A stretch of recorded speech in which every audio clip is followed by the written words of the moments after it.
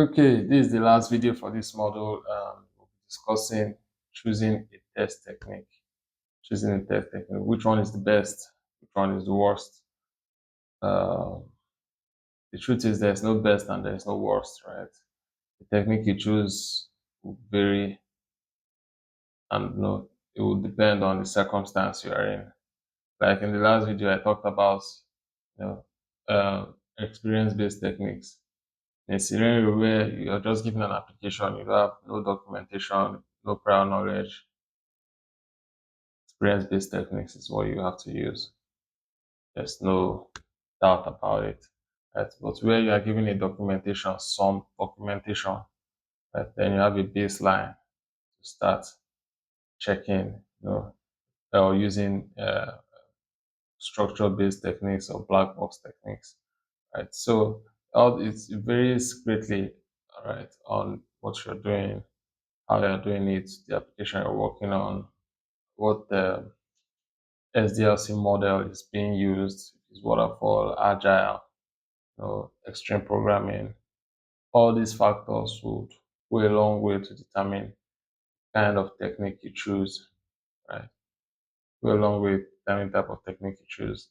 Also, based on testers' experience, similar type of defects. What's your test objective also?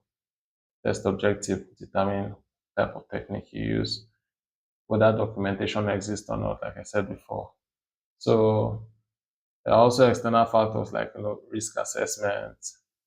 Greater the risk, safer you want the system to become. Therefore, you have to employ more stringent testing techniques. Um, Contractual agreements, right?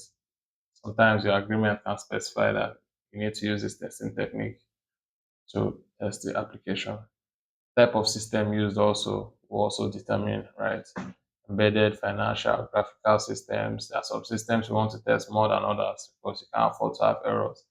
For example, financial systems can't afford to have people's money go missing, right? Because you didn't test properly, right? You can't afford to have a hack on the system because you didn't test properly, right? So a lot of companies have suffered financial loss because testing was not carried out properly, and it can be very devastating loss for a company. So you want to be careful about that. There's also regulatory requirements. So regulatory government regulations, etc., and determine the type of test you do. Time and budget of the project also determine the type of test you use. So these are all the factors to consider, right, when choosing a testing technique. So that will be all for that, and I'll see you in the next.